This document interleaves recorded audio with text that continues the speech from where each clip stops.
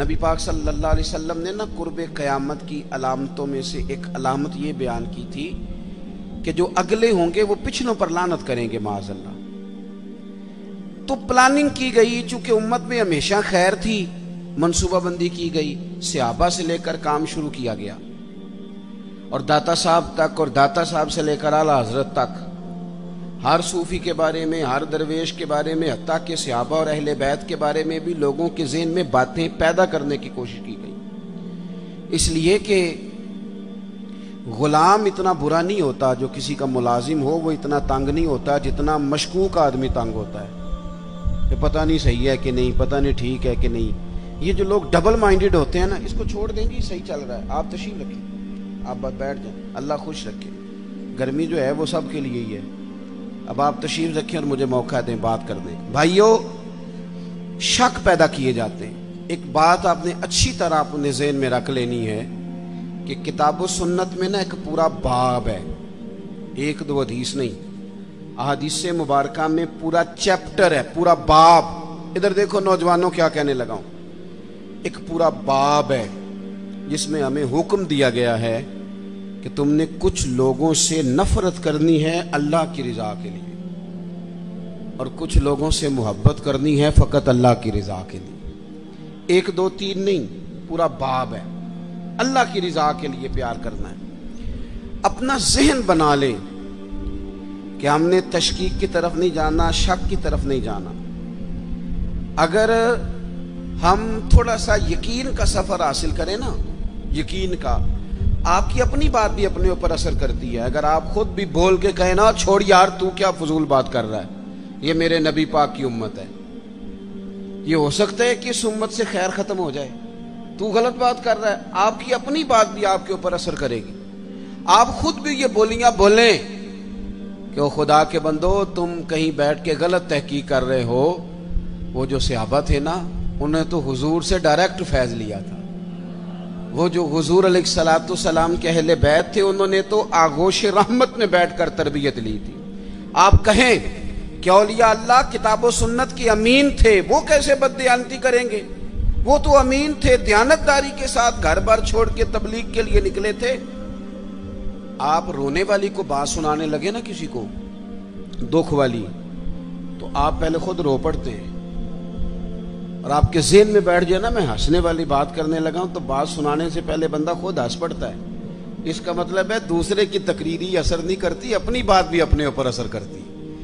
اس لیے خیر کے جملے کے سوا کبھی کوئی زبان سے بات نہ نکالے، ورنہ خود آپ مشکوک ہو جائیں گے۔ اللہ کی رضا کے لیے پیار کریں۔ حدیث پاک سنیں، الترغیب والترہیب میں، دیگر بہت سی کتب میں موجود ہے۔ حضرت ابو ادریس خولانی رضی اللہ تعالیٰ عنہ تابعی ہیں، وہ فرماتے ہیں کہ میں جامع مسجد دمشق میں داخل ہوا، ایک کالے سیاہ بالوں والا اور چمکدار دانتوں والا خوبصورت نوجوان میں نے مسجد میں درس دیتے ہوئے دیکھا۔ لوگ بہت سارے بیٹھے تھے، تو جب کسی مسئلے میں ان کی رائے مختلف ہوتی، اختلاف رائے ہوتا، تو اس جوان کی طرف وہ توجہ کرتے۔ وہ جوان اتنی خوبصورتی سے مسئلے کا حل بیان کرتا کہ لوگ آج شش کر اٹھتے۔ فرماتے مجھے ان سے محبت ہو گئی۔ میں نے نا اگلے دن سوچا کہ آج تو رش زیادہ ہے، کل اس وقت جاؤں گا جب لوگ کم ہو گئے۔ میں اپنی طرف سے سب سے پہلے جامع مسجد دمشق میں پہنچا، لیکن وہ خوبصورت نوجوان مجھ سے پہلے مسجد میں موجود تھے اور نفل ادا کر رہے تھے۔ میں بیٹھ گیا۔ ایک شخص سے میں نے کل ہی پوچھ لیا، یار یہ اتنے حسین و جمیل جوان ہیں کون ویسے؟ کہنے لگے آپ نہیں جانتے، یہ نبی رحمت علیہ السلام کے صحابی ہیں اور حضرت معاذ ابن جبل رضی اللہ تعالیٰ عنہ۔ کہتے میں اگلے دن پہلے گیا، وہ نفل پڑھ رہے تھے، میں مسجد میں داخل ہوتے ہی نا فارغ ہوئے تو میں نے ان سے ایک بات کی۔ میں نے کہا حضرت اللہ کی قسم میں اللہ کی رضا کے لیے آپ سے محبت کرتا ہوں، اور سیاستہ میں حدیث موجود ہے، حضور نے فرمایا جب اپنے کسی بھائی سے اللہ کی رضا کے لیے پیار کرو تو اسے بتا بھی دیا کرو کہ مجھے تم سے محبت ہے، تاکہ وہ بھی تمہارے لیے نرم جذبہ پیدا کر لے۔ یا معاذ ابن جبل مجھے نا اللہ کی رضا کے لیے آپ سے پیار ہے، تو وہ صحابی تھے نا، وہ اس بات کا لطف لینے لگے، کہنے لگے ذرا سوچ کے کہو کیا کہہ رہے ہو، اس کا ذائقہ لینے، یہ شہادت گاہ الفت میں قدم رکھنا ہے نا، لوگ آسان سمجھتے ہیں مسلمان ہونا، تو یہ بڑا آسان کام لوگوں نے سمجھ لیا، دعویٰ کر دینا کہ میں فلانے کا غلام ہوں۔ یہ دعویٰ ہے۔ آپ سے دلیل پوچھی جائے گی کہ غلاموں کے تو رنگ ڈھنگی اور ہوتے ہیں، صاحب میں فلانے کا مرید ہوں، تو یہ آپ کو کہنا کیوں پڑا؟ مرید تو کہتے ہیں اسے ہیں جو پیر کی مراد میں رہے، ہمیشہ اس کی طبیعت میں رہے، سوچ میں رہے، خیال میں رہے کہ ان کی چاہت کیا ہے۔ کہنا کیوں پڑا؟ کچھ تو ہے کہ جو آپ کو بتانا پڑ رہا ہے۔ کیوں نہیں آپ سے وہ خوشبو آئی جو آپ کے شیخ سے آتی ہے؟ یہ کیسے ہو گیا؟ بھائی فرمانے لگے، جب میں نے کہا نا مجھے محبت ہے، تو کہنے لگے سوچ کے کہو۔ وہ فٹافٹ نعرے قبول نہیں کرتے تھے، وہ سیانے لوگ تھے تو کہتے تھے پرکھ لے، ذرا سوچ لے، یہ کوئی آسان کام نہیں، پہلے ذرا تھوڑا سا نا غور کر لے، غور کر لے اچھی طرح۔ جب تیرا حکم ہوا ترک محبت کر دی، دل مگر اس قدر دھڑکا کہ قیامت کر دی۔ کہتے ہیں کہ میں نے نا پھر کہا حضور اللہ کی قسم مجھے آپ سے محبت ہے۔ تیسری بار کہنے لگے پھر سوچ لو۔ میں نے عرض کی حضرت معاذ ابن جبل سے، حضور سچ کہتا ہوں اللہ کی رضا کے لیے اللہ کی قسم آپ سے محبت ہے۔ فرماتے ہیں وہ میری بات سن کے اتنے راضی ہوئے کہ فرمانے لگے سن پھر ابو ادریس، میں نے خود نبی کریم سے سنا ہے، سامنے بیٹھ کے سنا ہے، آنکھوں سے دیکھ کے سنا ہے، اپنے کانوں سے سنا ہے۔ میرے حبیب نے فرمایا تھا جو دو بھائی اللہ کی رضا کے لیے آپس میں محبت کریں اللہ ان دونوں سے محبت فرماتا ہے۔ ہمارا لوگ مقدمہ تو سمجھیں، دراصل ہم کیا کہہ رہے ہیں؟ ہمیں کوئی ذاتی دنیا کا لالچ ہے ہی نہیں داتا گنج بخش علی اجویری سے، ہمیں کوئی دنیا کا لالچ نہیں حضرت مجدد الفسانی سے، ہمیں کوئی لالچ نہیں دنیا کا حضرت بہاؤالحق نقشبند بخاری سے، کوئی لالچ نہیں بابا فرید سے۔ ہمیں تو اتنا لالچ ہے کہ جب ہم ان کے قریب جاتے ہیں تو ہم رب کی رضا کے لیے ان سے محبت کرتے ہیں، اللہ کا بندہ جان کے۔ اس لیے گمراہیوں کے سفر میں نہ پڑے۔ ہمارے تو لوگوں نے تبصرے الٹے سیدھے کر کے یہ حال کر دیا ہے کہ اتنا سونا وطن، اتنا میٹھا وطن، اس میں کوئی بندہ اچھا رہا ہی نہیں، نہ کوئی سیاستدان اچھا رہا ہے، نہ کوئی تاجر اچھا رہا ہے، نہ کوئی بیوروکریٹ اچھا رہا ہے، نہ جناب پولیس والے اچھے رہے ہیں، نہ جناب باپڈا والے اچھے رہے ہیں، نہ مولوی اچھے رہے ہیں، نہ کوئی اچھا ہے ہی نہیں۔ کسی کا نام لے لیں اور آپ مذاق اڑا لیں جتنا مرضی۔ یہ تو باقاعدہ کوشش کی گئی، اور میں بڑی معذرت کے ساتھ عرض کروں گا یہ کام سب نے کیا، سب نے، یہ سب نے۔ اس میں وہ رات کو جو اینکر ٹی وی پہ بیٹھے تھے انہوں نے بھی تبصرے کیے۔ وہ چار مختلف جماعتوں کے جو بندے بلاتے ہیں وہ اس لیے بلاتے ہیں کہ تم نے ایک دوسرے کی خامیاں بیان کر دی، اور جتنی زیادہ لڑائی ہو پروگرام زیادہ دیکھا جاتا ہے، جتنی زیادہ لڑائی ہو۔ یہی کام باقی جگہوں پہ کیا گیا۔ پیر صاحب کے پاس، صوفی صاحب کے پاس لوگ تعویذ لینے گئے تھے، انہوں نے نئی مصیبت ڈال دی، انہوں نے کہا تینوں کسی نے کچھ کیتا ہے۔ وہ معاملہ ویسے ہی گڑبڑ ہو گیا، ساری رات سوچتا رہا کہ پتہ نہیں کسی نے کیا کر دی۔ مذہبی سٹیج پہ لوگ آئے تھے، یہاں ان کا خیال تھا کہ شاید ہمارے لیے کوئی بڑی خیر کی بات ہوگی، نہ یہاں بھی کچھ ایسے لوگ آ گئے جنہوں نے بازو اوپر کر کے کہا کہ آج میں دسنا ہے اہل بیت دی شان کی ہے۔ او میاں تو کی دسنی ہے؟ اہل بیت دی شان تو اللہ نے قرآن میں بتا دی، حضور نے حدیث میں بتا دی، آپ کیا انوکھی بات بیان کریں گے؟ میں نے آج بتانا ہے بازو چڑھا کے صحابہ کی عظمت کیا ہے، آپ کیا بیان کریں گے؟ آپ نقل کریں جو قرآن و سنت سے پڑھا ہے، اس کا ابلاغ کریں اور آپ جائیں، آپ انتشار کا کوئی کام نہ کریں۔ میں اور آپ جتنے مثبت رہیں گے، آپ کو بتاؤں اگر ہمارے ذہن مثبت ہوتے نا تو دنیا میں بڑے بڑی اچھی خیر ہمیں نظر آتی، بڑے بڑے سونے لوگ ملتے، بڑے بڑے نفیس لوگ ملتے، بڑے بڑے درویش ملتے۔ مجھے تو بڑے ملے ہیں زندگی میں، بڑے بڑے خیر والے لوگ، لیکن چونکہ یہاں مائنڈ سیٹ ہو گیا ہے کہ دنیا ساری خراب ہو گئی ہے، اس لیے کوئی بندہ اچھا نہیں۔ اللہ کے نیک بندوں سے سب سے پہلے تو اللہ کی رضا کے لیے پیار کریں۔ آپ ان سے کہ میاں تو جو کہہ رہا ہے نا تو اپنے پاس رکھ، میں نے تو حدیث میں پورا باب پڑھا ہے کہ اللہ کے بندوں سے پیار کرنا ہے رب کی رضا کے لیے۔ اس کو ذہن میں اچھی طرح سنبھالیں، اور آپ کو تاریخ میں ایسے حسین لوگ ملیں گے جو سفر کرتے تھے رب کے بندے سے ملنے کے لیے۔ اب تو لوگ سفر نہیں کرتے، اب تو زیادہ تر یہی کہتے ہیں ساڑھے گھر آ کے زیارت کرا دو۔ ہاں وہ جناب السلام علیکم پیر صاحب جی، وعلیکم السلام، بڑی چاہت ہے جی آپ سے، بڑا پیار ہے، اچھا جی تو کہتے ٹائم دے دیو۔ تو بھئی یہ کس قسم کی چاہت ہے؟ آپ کو چاہت ہے تو آپ چل کے آئیں، آ کر کے ملاقات کریں، اور یہ چاہت مکمل بھی تب ہوتی ہے جب بات مان لی جائے۔ اگر پیر صاحب کہیں ٹائم کوئی نہیں تو چاہت ختم، چھٹی۔ وہ چاہت بھی اتنی ہے صرف کہ جب تک بات مان لی جائے، یعنی فرما برداری میں بندہ رہ گیا تو چاہت پوری، اور اگر کہیں فرما برداری سے نکل گیا تو چاہت خراب۔ حضرت حرم بن حیان، یہ داتا صاحب نے لکھا ہے، چلیں اتفاق سے داتا صاحب کی بات بھی آ گئی۔ داتا صاحب کہتے ہیں حضرت حرم بن حیان تابعی ہیں، فرماتے ہیں جب مجھے پتہ چلا نا کہ نبی کریم علیہ السلام نے حضرت اویس کرنی کی تعریف فرمائی ہے اور کہا ہے کہ وہ میری امت کے لیے دعا کرے، تو کہتے ہیں میں حضرت اویس کرنی کو ڈھونڈنے نکلا، مسجد ڈھونڈنے نہیں، کتاب ڈھونڈنے نہیں، رب کا بندہ ڈھونڈنے۔ میں تیری تلاش میں پھرا جنگل پہاڑ اور دشت میں، کہتے ہیں میں مکے مدینے جہاں جہاں مجھے خبر ملتی میں گیا، جہاں جاتا لوگ کہتے یار وہ تو بڑا دیوانہ آدمی ہے۔ یہ داتا صاحب نے لفظ لکھے ہیں۔ داتا صاحب کہتے ہیں حضرت اویس کرنی کا حال یہ تھا کہ جب لوگ ہنستے تھے تو وہ روتے تھے، اور جب لوگ روتے تھے تو وہ ہنستے تھے۔ اسی کسے دیکھو جی نہیں جے لگتے تے نہ کوئی ساڈا دردی۔ کوئی ضروری ہے کہ جس طرح دنیا چلائے ویسے چلنا ہے؟ آپ کا کوئی نظریہ ہو، آپ اپنے نظریے میں مست ہو کے زندگی گزاریں۔ فرماتے ہیں میں ڈھونڈتے ڈھونڈتے پہنچ گیا عراق، نہر فرات کے کنارے وضو کر رہے تھے، اور میں نے وضو کرتے انہیں پا لیا، وہ فارغ ہوئے تو میں نے کہا السلام علیکم۔ پہلی ملاقات تھی۔ داتا صاحب کہتے ہیں حضرت اویس کرنی نے پلٹ کے دیکھا تو کہنے لگے وعلیکم السلام یا حرم بن حیان۔ کہتے ہیں میں نے کہا حضور آپ مجھے کیسے جانتے ہیں؟ تو کہنے لگے میں تجھے تو نہیں جانتا پر میری روح تیری روح کی جاننے والی ہے۔ یہ واقفیت ہے، دل کا ایک دوسرے کے ساتھ ربط ہے۔ فرماتے ہیں میں ان سے ملا، میں نے ان سے کہا کوئی نصیحت کر دیں، تو کہنے لگے پہلی نصیحت تو یہ ہے کہ آج کے بعد مجھے ملنے نہ آنا، اور دوسری نصیحت یہ ہے کہ جو رب نے تجھے دیا ہے نا اس پہ راضی ہو جا، ادھر ادھر جائے گا تو تو ناشکرا ہو جائے گا، جو اللہ نے دیا اس پہ راضی ہو جا، اللہ تجھے عزت والی زندگی عطا کر دے۔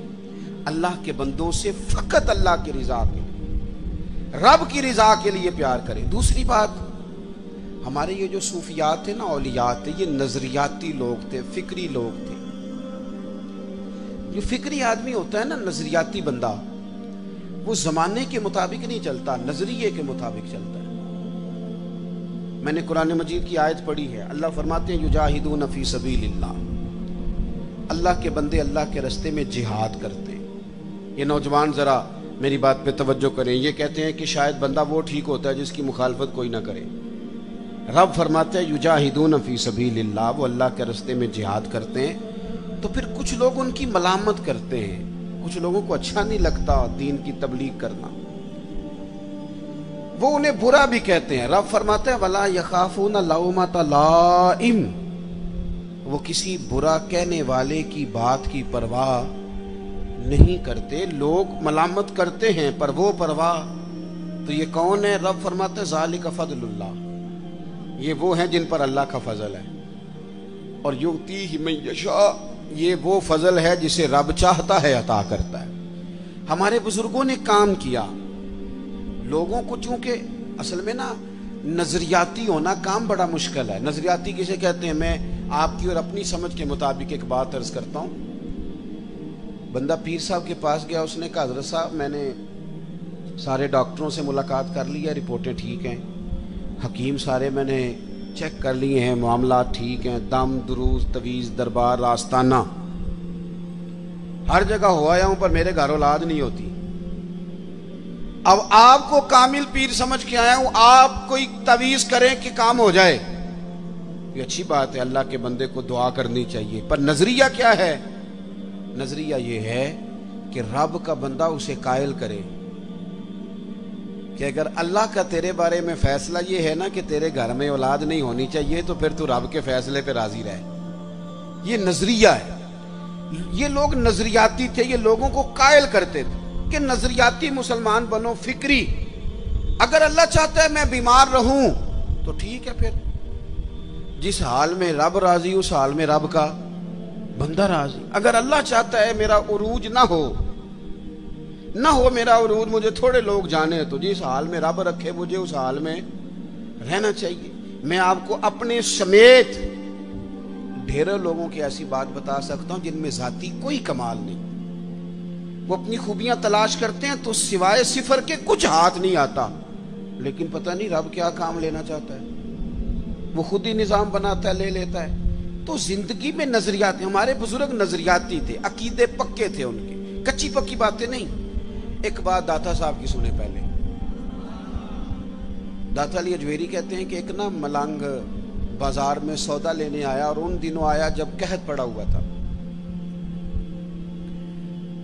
مہنگائی بڑے عروج پہ ہو جائے تو سارے لوگ نہیں پریشان ہو جاتے. قحط پڑ گیا. چلیں مہنگائی والی مثال شاید زیادہ ٹھیک نہ ہو, چونکہ امیر لوگوں کو مہنگائی پریشان نہیں کرتی, یہ نہیں دیتے, کوئی اور مثال دیتے ہیں. جس طرح لاک ڈاؤن میں نہیں لوگ پریشان ہوتے. اب میرا خیال ہے سمجھ آ گیا مسئلہ آپ کو آسانی سے. یہ مثال دے رہا ہوں میں, تلک الامثال نضربها للناس. داتا صاحب کہتے ہیں قحط تھا, بارش نہیں ہو رہی تھی, جانور بھوکوں مر رہے تھے, ہر بندہ پریشان تھا. یہ دیکھیں ہمارے بزرگ تربیت کس طرح کرتے ہیں. فرماتے ہیں ایک درویش ملنگ غلام سودے والا تھیلا لے کے نا تو بازار میں ہنستا کھیلتا اٹکیلیاں کرتا پہنچا. بڑا ہنس ہنس کے سامان خریدا, کندھے پہ رکھا, اور اسی مستی میں لوٹنے لگا. تو سارے پریشان ہو تو ایک بندہ ہنسے تو بعض اوقات لوگ چڑھ بھی جاتے ہیں. کہتے کچھ لوگوں کو غصہ آیا, کہنے لگے ساری دنیا جو پریشان ہے, تجھے کس بات کی خوشیاں چڑھی ہوئی ہیں. وہ کہنے لگا تم ہوگے پریشان. میں جس سیٹ صاحب کا نوکر ہوں نا, جس آقا کا میں غلام ہوں, اس نے ٹائم پہ ہی گندم جمع کر لی تھی. اس کے بڑولے خزانے بھرے ہوئے ہیں, لہذا ہم بڑے خوش ہیں.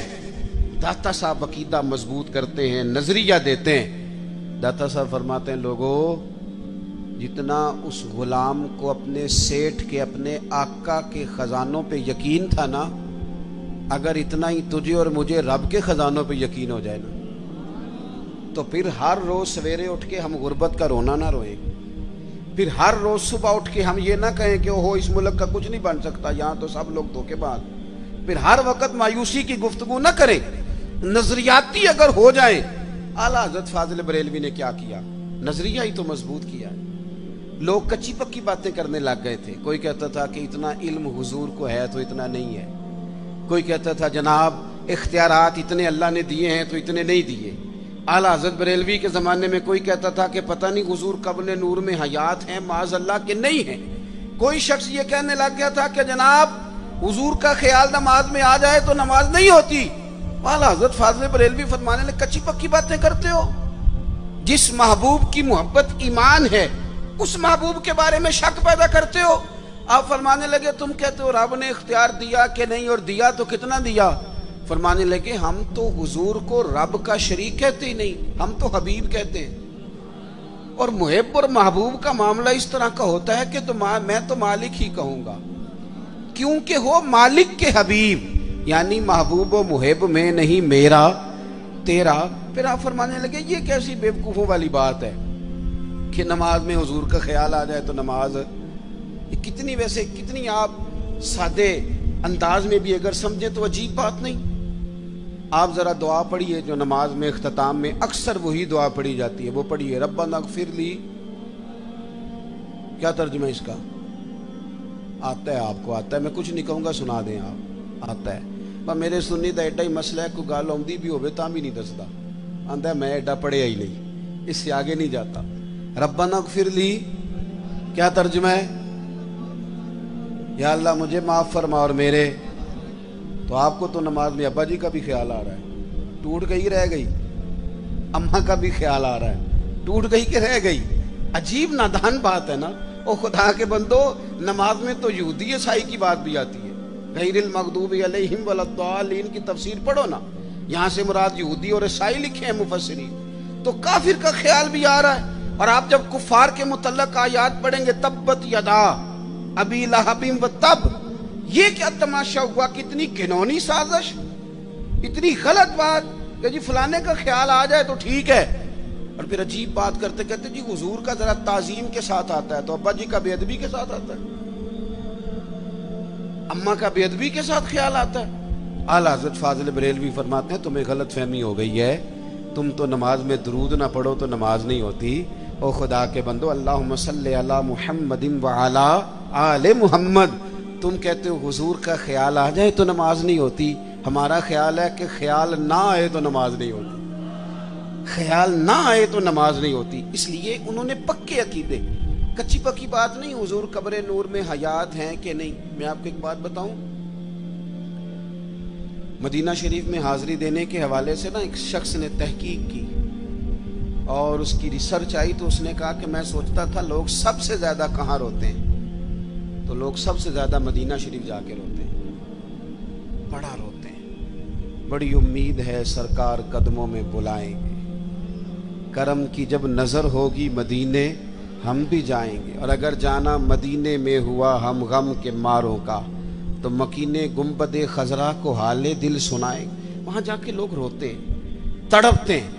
اب آپ شک پیدا کر دیں کہ پتہ نہیں حضور حیات ہیں معاذ اللہ کہ نہیں، تو اعلیٰ حضرت نے 2 قسمیں اٹھا کے کہا تو زندہ ہے واللہ، تو زندہ ہے واللہ، بس میری چشم عالم سے چھپ جانے والے تو زندہ ہے معبود، اور اس پر دلائل دیے۔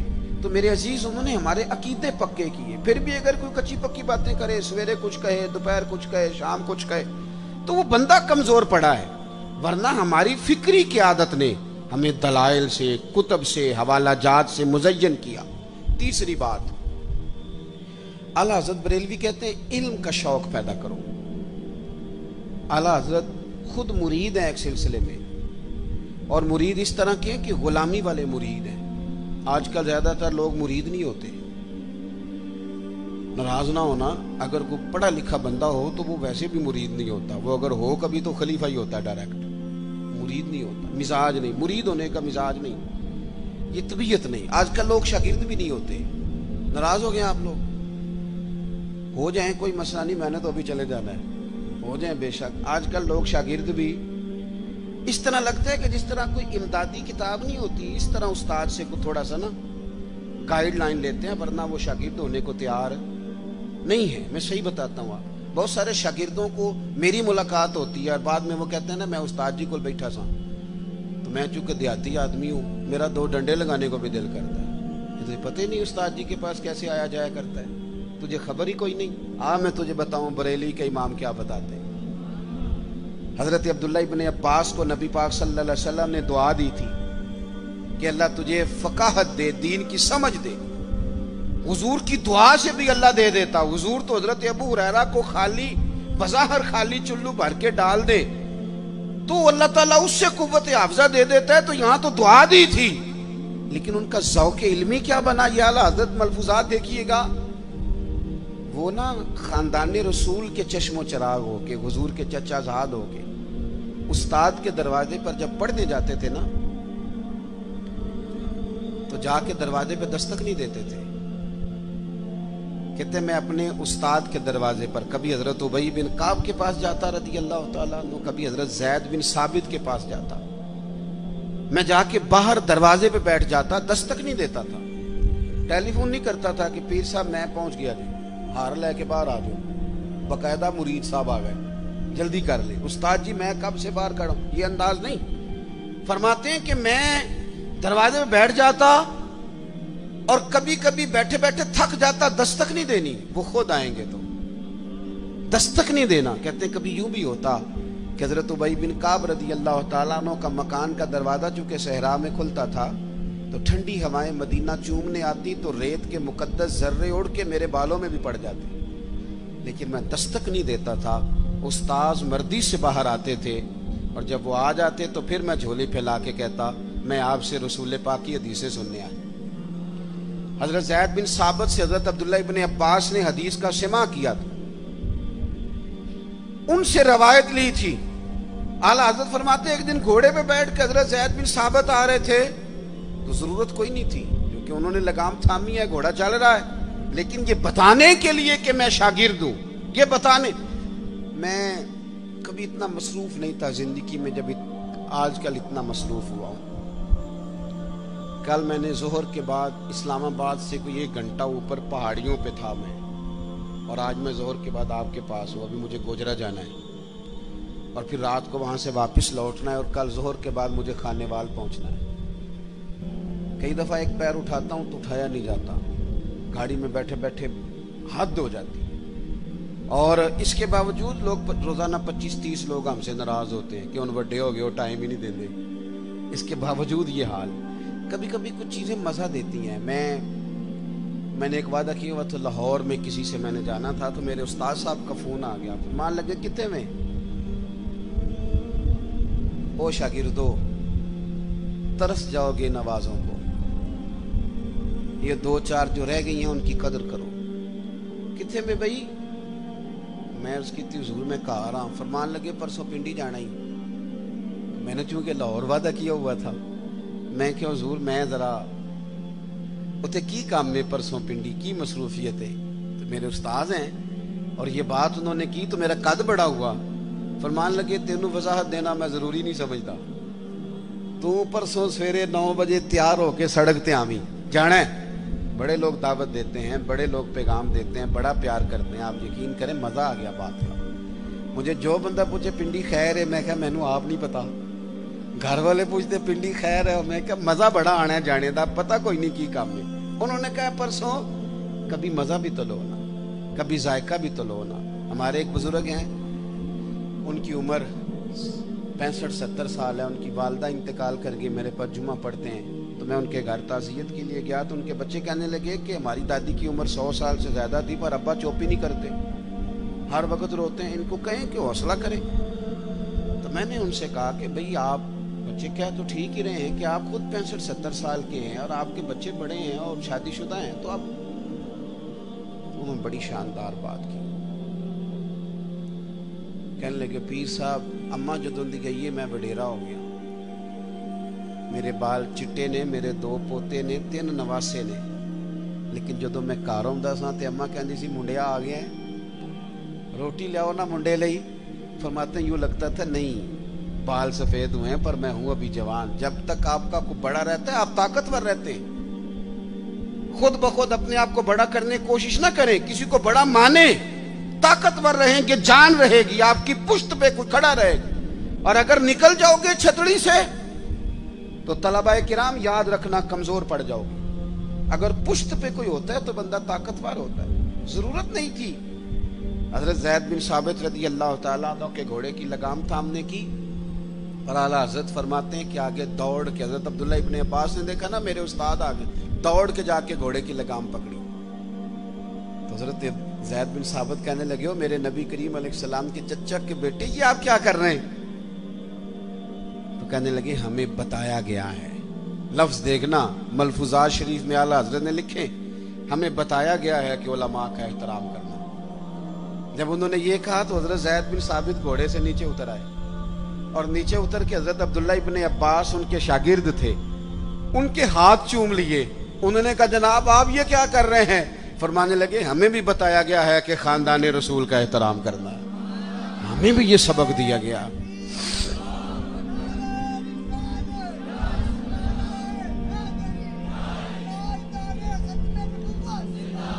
तो ज़ौक़, इल्मी ज़ौक़ पैदा करें, अदब वाला ज़ौक़ पैदा करें और इल्म सीखें तो अमल करने के लिए, सिर्फ तकरीर के लिए, बहस के लिए, कल को डिग्री लेने के लिए नहीं। आप इल्म इसलिए सीखें, जब ना इल्म खाली तकरीर बन जाता है ना और इल्म खाली तदरीस बन जाता है, फिर वो इस तरह का भी बाज़-औक़ात मामला बनता है कि आरिफ रूमी कहते हैं कि अगर तू सिर्फ लफ्ज़ तुझे याद है और तू अमल नहीं ना करता तो ये लफ्ज़ तो तोते को भी रटा दिया जाएगा तो वो भी रट लेगा, तेरा और उसका क्या फ़र्क होगा? जब तक आप अमल नहीं करते इल्म पर, जब तक उसको अमल के हुसूल के लिए हासिल करे। खाली मैं एक दरवेश को पढ़ रहा था, उनके खलीफा साहब ने खत लिखा कि हज़रत मैं अब तकरीर भी करता हूँ, तदरीस भी करता हूँ, तसनीफ भी करता हूँ।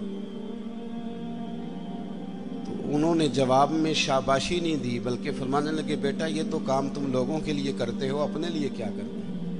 सहरी के वक्त उठ जाते हो नफल पढ़ने के लिए, तिलावत कुरान रोज होती है, सजदे का ज़ौक़ हासिल है, दुरूद सलाम की तबीयत है, ये तो लोगों के लिए काम है ना सारे। बड़ी अच्छी बात है, दीन की खिदमत करते हो, पर अपना भी तो बताओ ना। आला हजरत फाजिल बरेलवी रहमतुल्लाह अलैह की शख्सियत का जो कमाल है वो ये है कि जो वो कहते थे ना उससे ज्यादा वो करते थे। उनकी तबीयत थी, वो करते थे। आप जब तक अपनी जिंदगी में अमल को नहीं लेके आते, दाता साहब रहमतुल्लाह अलैह किसी से फरमाते हैं कि मुझसे किसी ने पूछा है कि कोई चिल्ला बताएं। ये लोग सलूक से वाबस्ता होते हैं ना, ये पूछते हैं चिल्ला करना है, वजीफा करना है। उनका ख्याल होता है कि 40 दिन पीर साहब ठंडे पानी में खड़ा कर देंगे तो फिर मेरे हाथ शायद को 4 जिन लग जाएं।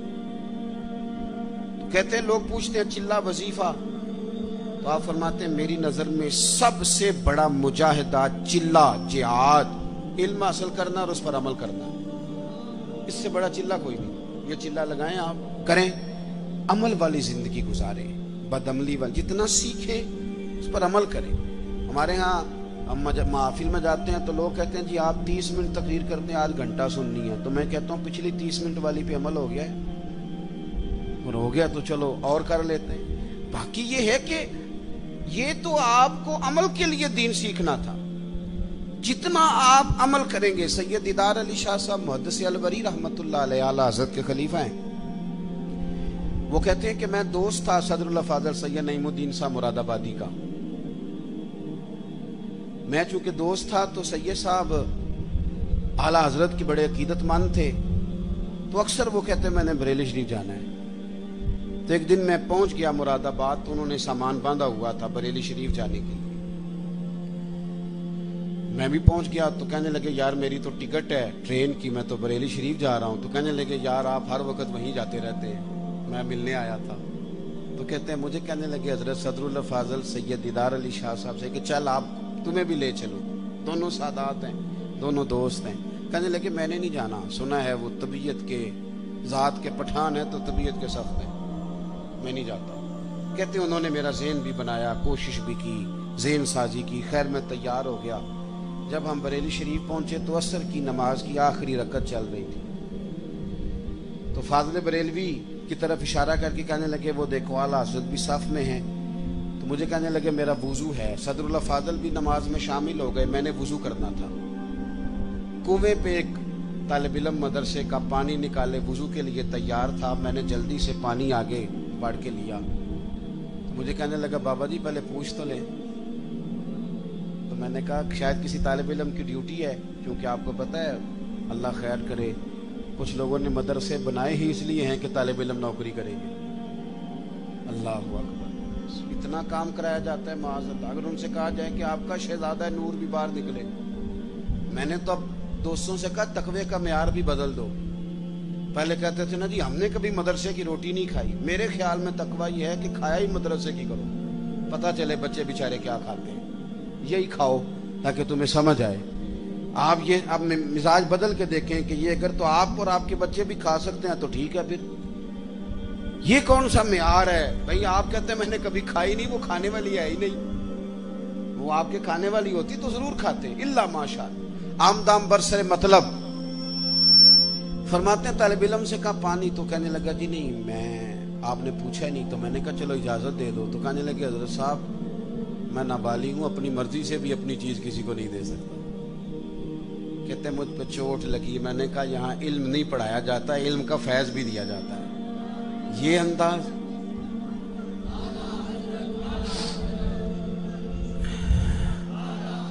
सुनेंगे जी आप। कहते हैं मैं वुजू किया जब तक नमाज मुकम्मल हो गई। चूंकि हजरत सदरुल फाज़िल तो अभी नमाज में थे, 3 रकते पढ़नी थी। तो आला हजरत बरेलवी मस्जिद की सीढ़ियां उतर रहे थे तो मैं चढ़ रहा था।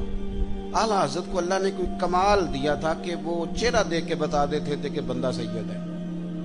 चेहरा देख अल्लाह ने उन्हें ये इंशराह सदर अता फरमाया। कहते हैं पहले तो उन्होंने ना मेरे हाथ ही चूम लिए, बात ही रंगी और पकड़ गई, असर ही बड़ा हुआ। तो मैंने पूछा तबीयत कैसी है?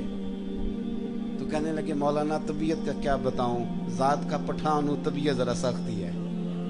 क्योंकि पठान हूं तो तबीयत जरा मेरी सख्ती है। कहते हैं मैं समझ गया।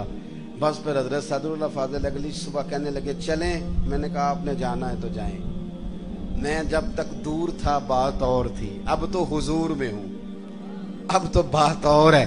तो मेरे भाई इल्म का फैजान हो, उस पर अमल हो। आखिरी बात جو آپ کی خدمت میں عرض کرنی ہے بڑے درد کے ساتھ، وہ یہ ہے کہ ہمارے جتنے بزرگ تھے نا، صوفیاء تھے، اللہ والے تھے، ان کے دلوں میں نا دوسروں کے لیے بڑا درد رہتا تھا۔ ہماری طبیعتوں میں نا خود غرضی پورے عروج پہ آئی ہے۔ دوسروں کے بارے میں ان کی طبیعتیں، جتنے بھی کام کرتے تھے امت کی، ملت کی خیر خواہی کے لیے کرتے تھے۔ ہم الا ماشاءاللہ جو قدم اٹھاتے ہیں تو وہ اپنا نفع نقصان دیکھ کے اٹھاتے ہیں۔ جب تک آپ کے دل دوسروں کے حق میں نرم نہیں ہوتے، غریب آدمی جو ہوتا ہے نا، یہ سیاںا نہیں ہوتا۔ غربت نے میرے بچوں کو تہذیب سکھا دی، اب سہمے ہوئے رہتے ہیں، شرارت نہیں کرتے۔ غریب سیاںا نہیں ہوتا۔ کیوں؟ کہ مہنگا موبائل نہ ہو تو چلانا بھی نہیں آتا، بندہ کیسے سیاںا ہوگا؟ وہ اس لیے سیاںا نہیں ہوتا کہ کار نہ ہو گھر میں تو اس کا دروازہ بند کرنا بھی بندے کو نہیں آتا۔ غریب سمجھدار نہیں ہوتے، اور اگر وہ سمجھدار ہوتے تو پھر وہ غریب ہوتے، پھر تو انہیں بھی سارے چور دروازوں کا پتہ ہوتا کہ کہاں سے گزر کے۔ ان کے بارے میں نا اپنے رویے نرم کیے جائیں۔ میں بڑے درد سے عرض کروں گا، ہمارے ہاں لوگوں کو علم سکھانے سے پہلے جاہل کہہ دیا جاتا ہے۔ میں بھی جنازہ پڑھنے سے پہلے کہتا ہوں لوگوں کو نماز جنازہ نہیں آتی جی، تو اگر میرے دو نمازی مجھ سے کھڑا کر کے پوچھ لیں کہ مولانا آپ نے کس دن کہا تھا وہ سکھاؤں، تو اس کا کیا حال ہے؟ ہمارا جو نوجوان تھوڑا پڑھ جاتا ہے وہ کہتا ہے میرے پنڈ والے جاہل نہیں جی سارے۔ بھئی آپ بڑے جاہل ہیں، اگر آپ پڑھے لکھے ہوتے تو پھر آپ ان کو بھی کچھ تعلیم دیتے۔ دیکھیں نا، ایک آدمی روز سفر کرتا ہے جہاز کا، روز وہ فلائٹ میں ہوتا ہے، تو اسے تو پتہ ہے کہ میں نے امیگریشن کیسے کرانی ہے، اور میں نے بورڈنگ کارڈ کیسے لینا ہے، اور سیٹ نمبر کیسے، اور سیٹ بیلٹ کیسے۔ تو ایک بابا تو بیچارہ غریب ہے، کمیٹی ڈال کے عمرہ کرنے جا رہا ہے، اس کو تھوڑی پتہ ہے کہ امیگریشن کیسے کرانی ہے، تو پاسپورٹ کیسے تھامنا ہے۔ تو آپ نے سامنے دیکھ لیا کہ جہاز کا عملہ بحث کر رہا ہے، بابا کہتا ہے میں نے ادھر ہی بیٹھنا ہے، وہ کہتا ہے آپ کا سیٹ نمبر نہیں۔ محلے کا نوجوان پڑھا لکھا ہے، M Com, B Com, M S C, وہ دور کھڑا ہو کے کہہ رہا ہے جاہل ہیں جی ہمارے محلے والے، دیکھو ان کو پتہ ہی نہیں۔ بھئی جاہل تو آپ ہیں، اگر ناراض نہ ہو، اگر آپ کو پتہ چل گیا تو آپ میرے محلے کے بابا جی ہیں اور آپ تعلیم یافتہ تھے تو اٹھ کے دروازے پہ استقبال کرنا چاہیے تھا، اور سیٹ نمبر دے کے خود بٹھاتے، ہاتھوں سے سیٹ بیلٹ باندھتے، اور پانی کی بوتل دے کے کہتے بزرگوں پریشان نہ ہونا، فلاں سیٹ پہ بیٹھا ہوں، ضرورت پڑی تو دوبارہ بھی آواز دے لینا۔ اللہ کے رسول صلی اللہ علیہ وسلم نے کیا فرمایا؟ حضور نے فرمایا تم آگ میں گرتے ہو اس طرح پتنگے گرتے ہیں، اور میں تمہیں سینہ بند سے کھینچ کھینچ کے پیچھے لاتا ہوں۔ تو ان پڑھ کو علم دینا ہے یا اس پر تنقید کرنی؟ بے ادب کو ادب سکھانا ہے یا اس پر تنقید کرنی؟ ہم جب تک یہ ذہن نہیں بناتے آداب کا، اور جب تک ہم لوگوں کے بارے میں اپنے دل کو نرم نہیں کرتے، اتنی دیر تک خیر کے جذبات نہیں پیدا ہوتے۔ ایک دانشور گزرے ہیں مرحوم واصف علی صاحب، تو ایک ادارہ چلاتے تھے وہ بھی، تو وہ جو بچے داخل کرنے والا تھا نا، اس کے پاس کو بندہ آتا، وہ داخلہ فیس اور یہ وہ بتاتے، تو وہ جا کے نا واصف صاحب سے کہتے ہیں کہ محترم یہ کہہ رہے ہیں کہ میرے پاس پیسے نہیں ہیں، تو کہتے فری داخل کر لو اس کو بھی۔ پھر ایک اور آ گیا، کل اس نے بھی کہا فیس کوئی نہیں، کہا اس کو بھی فری داخل کر لو۔ تیسرا آ گیا فری۔ تو کلرک ایک دن کہنے لگا جناب کا اسکول ہے، جناب کی مرضی ہے، جو مرضی کرے، لیکن اس طرح ادارے تو نہیں چلتے، صاحب کو مفت پڑھانا ہے تو تنخواہیں کہاں سے دینی ہے، اخراجات۔ تو کیا خوبصورت بات کی، کہنے لگے تمہیں کس نے کہا ہے میں اسکول چلا رہا ہوں اور کاروبار کر رہا ہوں؟ تو کہا جناب پھر آپ کیا کر رہے ہیں؟ کہنے لگے میں تو اپنے جنازے کے بندے پکے کر رہا ہوں کہ مجھے دعائیں مستعار نہ لینی پڑیں، کوئی رو کے دعا کر دے۔ کس نے مجھے پڑھایا تھا، مفت میری تعلیم کا خرچ اٹھایا تھا، تو کچھ جنازے کے بندے بھی تو پکے کرنے چاہیے نا۔ ساری زندگی اب یہ کہ مکان ہی پکا کرتے رہے بندہ، بینک بیلنس ہی پکا کرتا رہے۔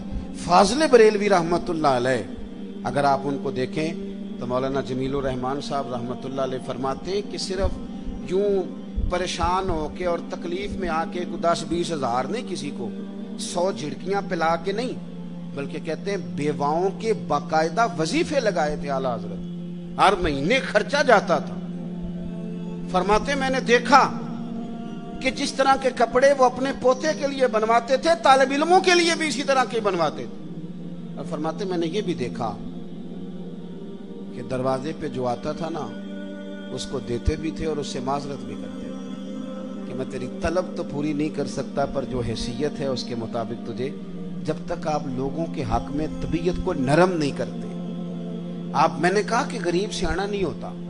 ہم کہتے ہیں آپ یہ عقل مند نہیں. تو بھئی عقل مند جیدے گھر دانے ہو دے کملے بھی سیانے. یہ تو پیسوں سے عقل آتی ہے بھائی. پھر تو ہم نے دیکھا ہے کہ غریب سے غلطی ہو جائے تو لوگ کہتے ہیں تو انہیں جان کے برتن توڑا ہے, جان بوجھ کے کرتا ہے.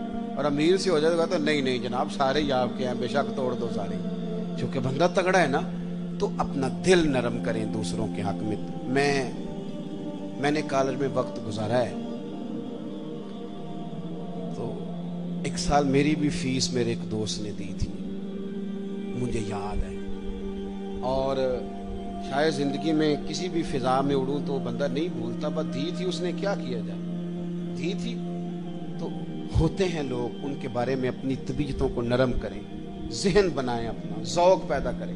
اگر آپ دوسروں کے بارے میں نرم نہیں ہوتے, نرم کیسے ہوں گے؟ ان کی غلطیوں سمیت انہیں قبول کریں. یہ نہیں ہے کہ وہ آپ کے حق میں اچھے ہیں. ایک حدیث سن لیں, بات ختم کرتا ہوں. عرض کیا گیا تھا یا رسول اللہ بہترین صدقہ کون سا ہے؟ تو حضور نے فرمایا اس رشتہ دار کو دے جو ضرورت مند بھی ہو اور تجھ سے ناراض بھی ہو.